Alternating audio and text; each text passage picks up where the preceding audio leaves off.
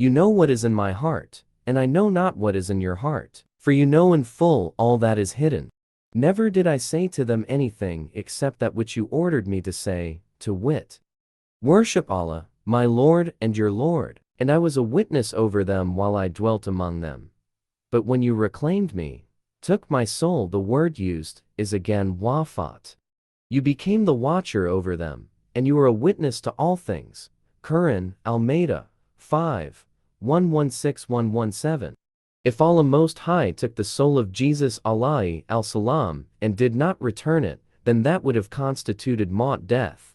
But the Quran insists that he was not killed nor crucified, for most certainly they did not kill him. Quran, Al-Nisa, 4-157. Well then, what did Allah Most High do with the soul after he took it? Was it possible, for example, that he returned the soul to the body? Can such a thing take place? The Quran affirms that Allah Most High does return some souls after having taken them from the body. Allah reclaims the souls at the time of death, and those that die not He reclaims their souls. During sleep those whose souls are not taken while they are awake will experience it while they are asleep. Then for those on whom He has passed the decree of death, maut, He keeps back the soul is not allowed to return to the body, but the rest He returns to their bodies for a term appointed. Verily, and this are signs for those who reflect. Quran, Al-Zumar, 39-42. Did this take place in the case of Jesus alayhi al-salam?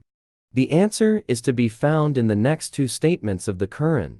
Fourthly, the Quran stated that Allah, the All-Powerful, made it appear that Jesus alayhi al-salam was killed. This was made possible either by replacing one thing with another, or by replacing one person with another, tashbih. Thus those who were observing the event were convinced that Jesus alayhi al-salam had, in fact, died maut. But so it was made to appear to them, Yusuf Ali, but it only seemed to them as if it had been so. Asad Quran, Al-Nisa, 4-157. It is now possible for us to answer the question, well then, what did Allah Most High do with the soul after He took it?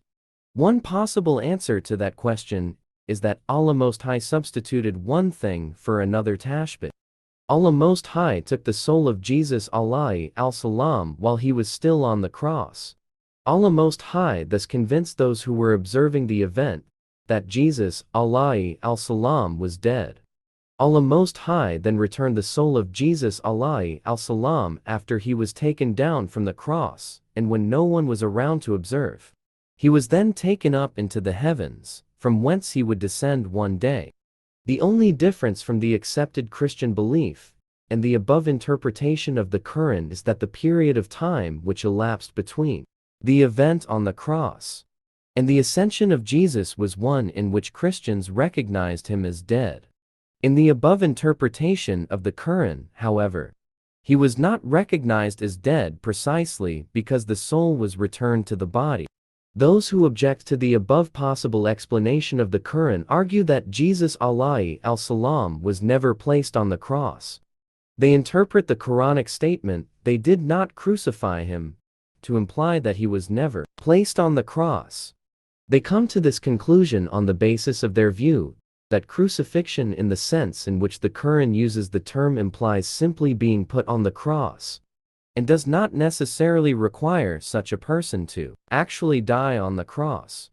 Commenting on Surah Al-Maida, 536, the commentator of the Quran, Ibn Kathir, holds the view that crucifixion necessarily implies death. The alternative interpretation to the above is that Allah Most High substituted one person for another, tashbih, so that someone else replaced Jesus alayhi al-salam on the cross, and that person was crucified in place of Jesus alayhi al-salam. This is the theory of substitution. It is an opinion, and like all opinions, is subject to the qualification, Allahu alam, Allah, the Supreme, knows best. There are many distinguished scholars of Islam, however, who subscribe to the theory of substitution. Those who object to this interpretation argue that it ascribes to Allah Most High a manifest act of injustice, since it declares of him that he caused an innocent man, innocent of any of the charges leveled against Jesus alayhi al-salam, to be crucified in place of Jesus alayhi al-salam.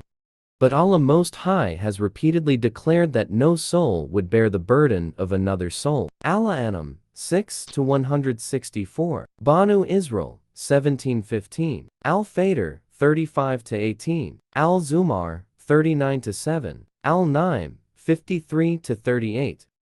Fifthly, the Quran makes a statement to the effect that Allah Most High raised Jesus alayhi al-salam unto himself.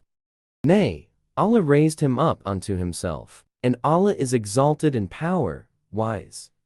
Quran, Al-Nisa 4-158. The Quran then went on to explain that every soul nafs must taste death, Arabic maut.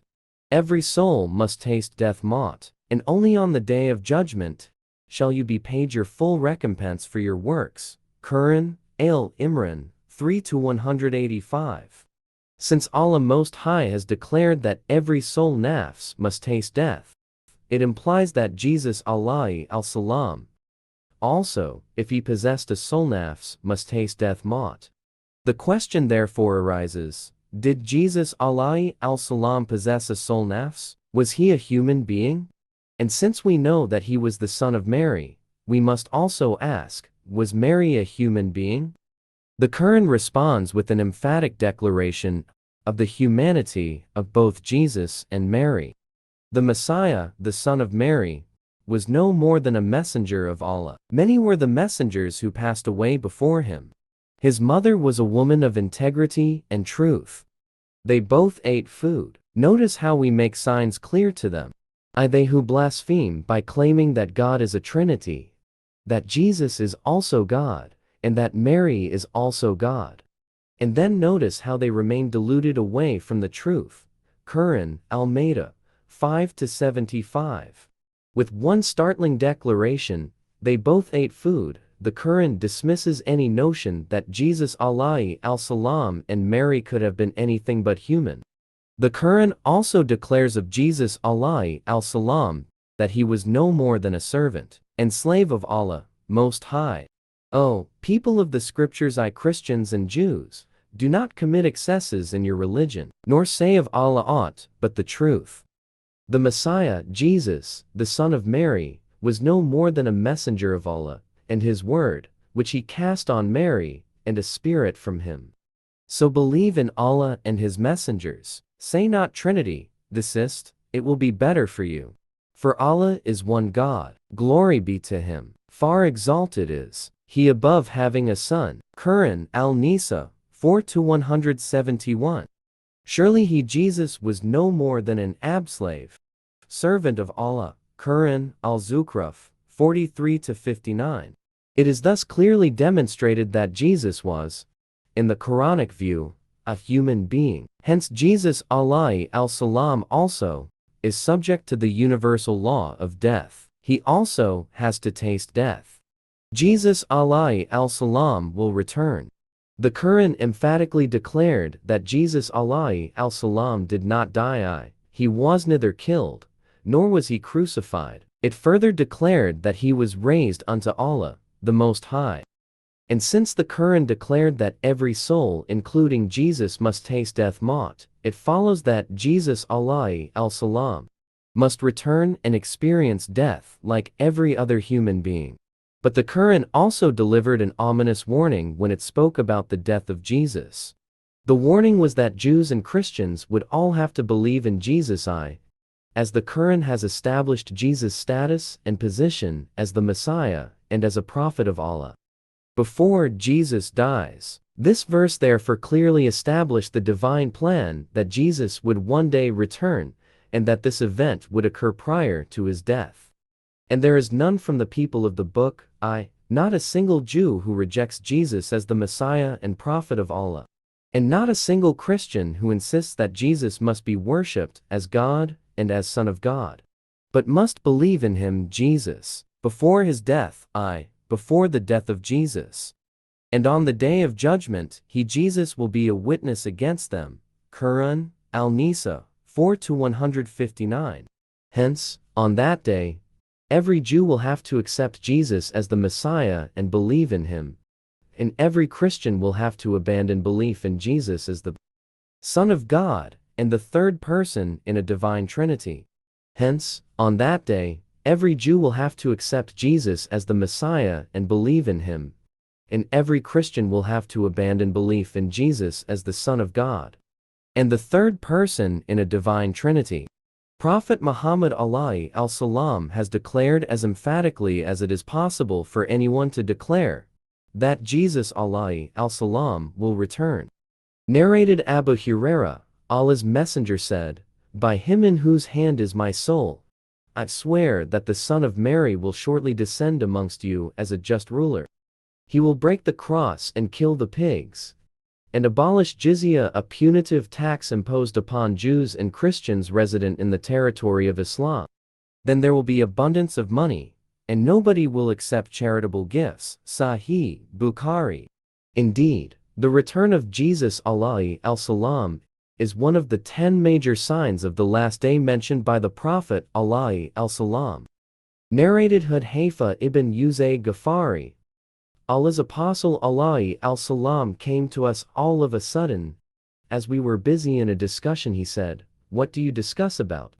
The companion said, "We are discussing about the last hour." Thereupon he said, "It will not come until you see 10 signs before." And in this connection he made a mention of the smoke, Dajjal, the beast, the rising of the sun from the west, the descent of Jesus son of Mary alayhi al-salam, Gog and Magog, and landslides in 3 places, one in the east, one in the west, and one in Arabia, at the end of which fire would burn forth from Yemen, and would drive people to the place of their assembly. Sahih Muslim.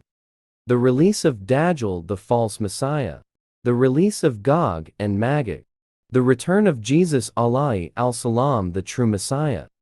The appearance of Dukhan smoke.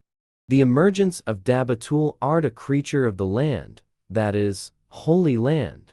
The sun would rise from the west. A landslide or movement of the earth in the east. Another one in the west. A third one in Arabia. A fire comes out of Yemen and drives people to their place of assembly. Please note that these signs are not necessarily listed in chronological order of their happening. The Quran affirmed the return of Jesus as the sign of all signs of the last day, and surely Jesus is the sign of the hour. Quran, Al-Zukhruf, 43-61. Jesus himself gave a list of signs to look for at the time when he is to return. Men would arise calling themselves Messiah, but they would be false. There would be wars and rumors of wars. There would be an outbreak of unprecedented global famine. Plagues would sweep the world. There would be a great increase in lawlessness and inhumanity to man. Earthquakes would increase in intensity and frequency. We now have the explanation for the 2 conflicting portraits of the Messiah in the scriptures. The first a meek and humble Messiah who would suffer immensely, and the other a mighty conqueror. When Jesus alayhi al-salam returns, he would fulfill the second portrait of him.